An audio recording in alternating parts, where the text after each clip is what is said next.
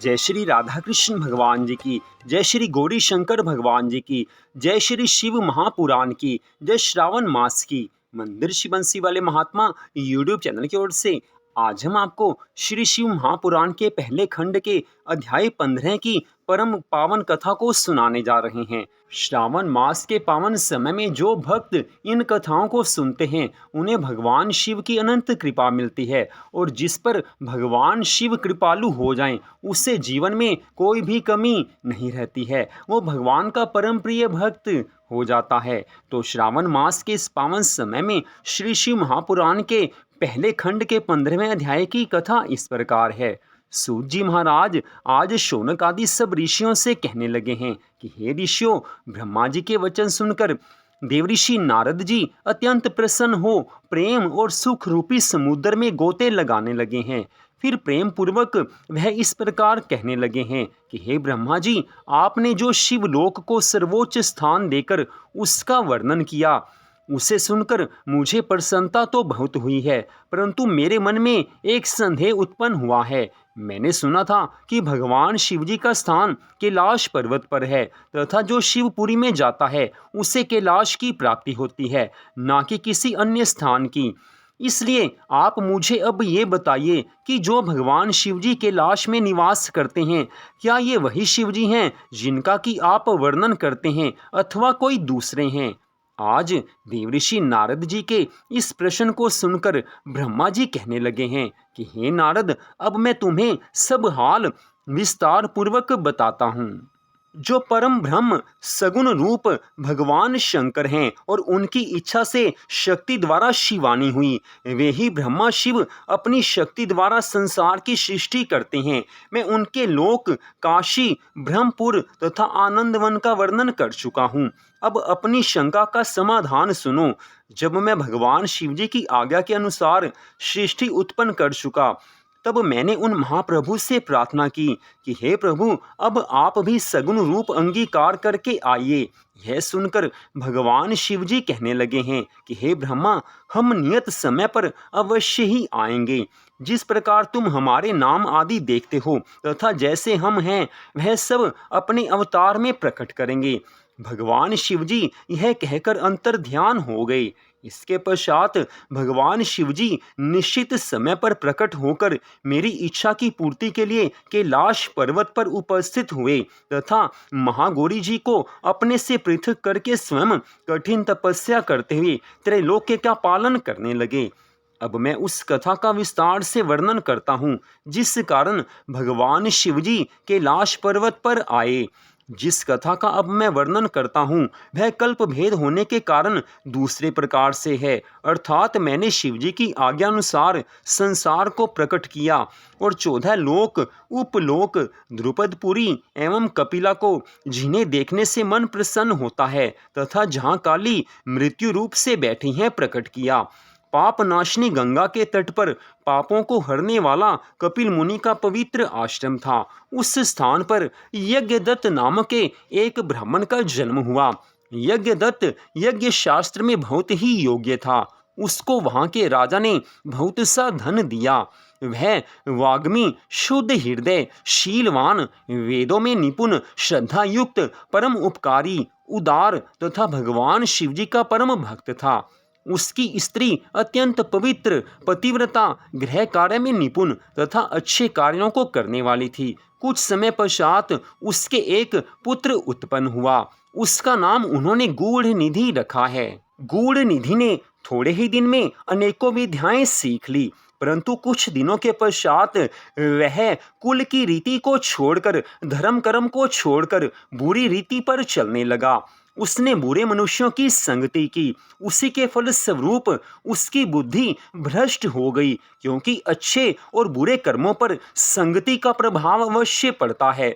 मनुष्य जैसा संग करता है वैसा ही उस पर रंग अवश्य चढ़ता है। इसी कारण सदा से ये कहा जाता आ रहा है कि हमेशा अच्छे संग में रहना चाहिए, सच्चे पुरुषों के संग में रहना चाहिए, भक्तों का संग करना चाहिए, क्योंकि जो सदा भक्तों का संग करेगा भक्ति उसके हृदय में अपने आप प्रकट हो जाती है। भगवान के भक्त सबका कल्याण करते हैं। इसके विपरीत जो बुरे लोगों का संग करता है उसके अच्छे कर्म धीरे धीरे समाप्त होने लगते हैं, बुरे कर्मों का आरंभ होने लगता है। धीरे धीरे बुरे कर्मों को करते हुए एक समय ऐसा आता है कि वो बुरे कर्मों के कुचक्र में फंस जाता है, जिससे निकलना काफी मुश्किल हो जाता है। गुण निधि भी बुरे कर्मों में लीन हो चुका था। गुण निधि उस अज्ञान अवस्था में बुरे लोगों के संपर्क में आया जाया करता था। धीरे धीरे उसके सब धर्म नष्ट होने लगे। वह भगवान की भक्ति करना छोड़ चुका था। वह वेदों के विपरीत कर्म करने लगा। वह बड़ा छली तथा जुआरी हो गया। उसकी माता उसको नित्य भले भले उपदेश करती, परंतु वह पिता के निकट कभी भी नहीं जाता था। जिस समय उसकी माता गृह कार्य में संलग्न रहती, उस समय वह घर की चीजों को चुरा कर ले जाता। एक बार उसके पिता ने पूछा कि गुण निधि कहाँ गया। तब माता ने उत्तर दिया कि वह स्नान, पूजन तथा भोजन आदि से निवृत्त होकर अपने मित्र विद्यार्थियों के साथ पाठशाला चला गया है। इस प्रकार उसकी माता ने उसके पिता से उसके अवगुण को छिपा लिया। अब 16वां अध्याय। ब्रह्मा जी ने कहा कि हे नारद, जब भी गुण निधि का पिता अपनी पत्नी से पुत्र के विषय में पूछता, वह इसी प्रकार टाल दिया करती थी। इस प्रकार यज्ञदत्त अपने पुत्र के अवगुणों को नहीं जान सका और वह बहुत दिनों तक इसी प्रकार दुष्कर्म करता रहा। जब उसकी अवस्था 16 वर्ष की हुई, तब उसका विवाह कर दिया गया। पत्नी भी पतिव्रता, शीलवती और सर्वगुण संपन्न मिली। गुण निधि को ऐसी पवित्र पतिव्रता पत्नी प्राप्त हुई, फिर भी वह कुसंगति और दुष्कर्मों को नहीं त्याग सका। उसकी माता सदैव उसे अच्छे उपदेश देती तथा भिन्न भिन्न प्रकार की कथाओं द्वारा उत्तमोत्तम दृष्टांत देती हुई कहती कि हे गुण निधि, तुम ही हमारे एकमात्र पुत्र हो, इसलिए इन बुरे कर्मों को त्याग दो, दुष्कर्मों को त्याग दो। तुम्हारे पिता अत्यंत क्रोधी प्रकृति के हैं। वह अभी तुम्हारे अवगुणों को नहीं जानते हैं, क्योंकि मैंने बहुत पूछने पर भी उन्हें नहीं बताया है। इसलिए तुम अभी तक उनसे निर्भय हो। यदि किसी दिन उन्हें इन कर्मों का पता लग गया, तो वे मुझे और तुझे दोनों को दंड देंगे। इससे यही उत्तम है कि उन्हें पता लगने से पहले ही तुम कुसंगति को त्याग कर सत्कर्म करो। हे पुत्र, तुम्हारी पत्नी बुद्धिमान, महारूपवती तथा उच्च कुल की है। उसी प्रकार तुम भी गुणवान तथा उच्च कुल के हो। ऐसी पत्नी के साथ सुख से अपना जीवन व्यतीत करो। अपनी स्त्री का त्याग करना महापाप है। तुम पिता के धर्म पर चलो, नहीं तो सारा संसार तुमको बुरी दृष्टि से देखेगा।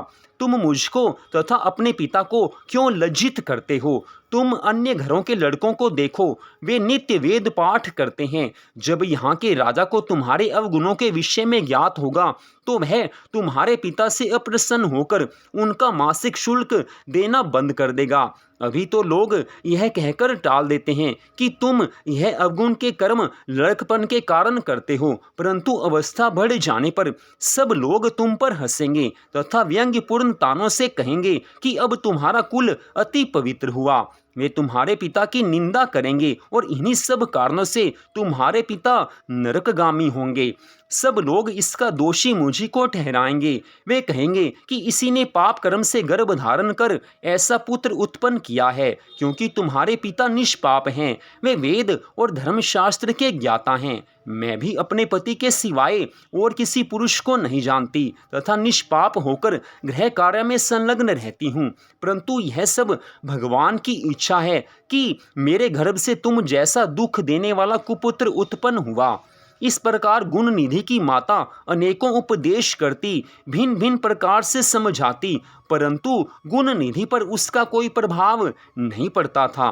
इतनी कथा सुनाकर ब्रह्मा जी देवऋषि नारद जी से कहने लगे हैं कि हे नारद, गुण निधि को यदि मेरे समान भी कोई गुरु मिलता, तो भी उस मूर्ख को मन में बुद्धि उत्पन्न नहीं होती। गुण निधि की माता उपदेश करते करते थक गई, परंतु गुण निधि पर कोई प्रभाव नहीं पड़ा। वह सदैव जुआ खेलता, चोरी करता, मद्यपान करता और वेश्याओं के साथ भोग करने में अपना समय व्यतीत करता था।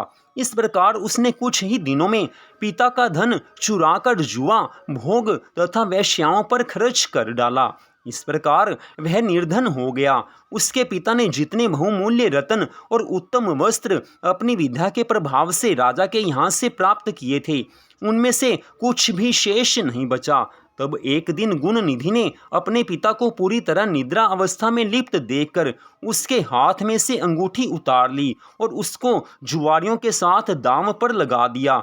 जुआरियों ने उस अंगूठी को भी जीत लिया। एक दिन अकस्मात उसके पिता यज्ञदत्त ने उस अंगूठी को किसी जुआरी के पास देखकर पहचान लिया। उन्होंने उस पुरुष को एकांत में ले जाकर पूछा कि तुमने यह अंगूठी कहाँ से प्राप्त की। उस जुआरी ने उत्तर दिया, यह अंगूठी तथा इसी प्रकार की अनेकों अंगूठियां मेरे पिता के घर में हैं। जान पड़ता है पराया धन देखकर तुम ललचाते हो, भला तुमने ऐसी चतुराई किससे सीखी है। तब यज्ञदत्त ने क्रोधित होकर उससे कहा कि अब तुम हंसी छोड़कर तथा छल आदि को त्याग कर इस अंगूठे के बारे में सच सच बता दो कि यह तुमने कहाँ से प्राप्त की है। मैंने इसे राजा से प्राप्त किया है, अतः तुम इसे नहीं ले सकते।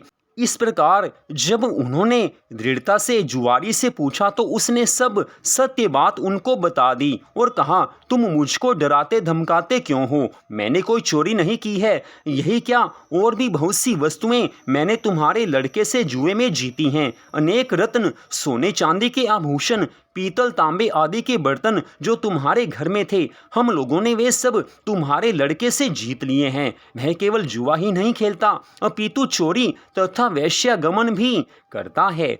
जुआरी के ऐसे वचन सुनकर यज्ञदत्त को बहुत आश्चर्य हुआ। वे कपड़े से अपना मुंह लपेटे शोक रुदन करते हुए अपने घर आए तथा स्त्री से बोले, गुणनिधि कहाँ है तथा मेरी अंगूठी कहाँ है? उनकी स्त्री यह सुनकर भयभीत हो बड़ी चतुराई से उत्तर देने लगी कि इस समय मैं अनेकों कार्यों में व्यस्त हूँ, तुम्हारा भी यह पूजन का समय है, मुझे तुम्हारे प्रेमी अतिथियों का भोजन बनाना है। मैंने अंगूठी को किसी स्थान पर रख दिया है, परंतु इस समय मुझे याद नहीं आ रहा। जिस समय इन कार्यों से अवकाश पाऊंगी उस समय तुम्हारी अंगूठी भी खोज कर दे दूंगी।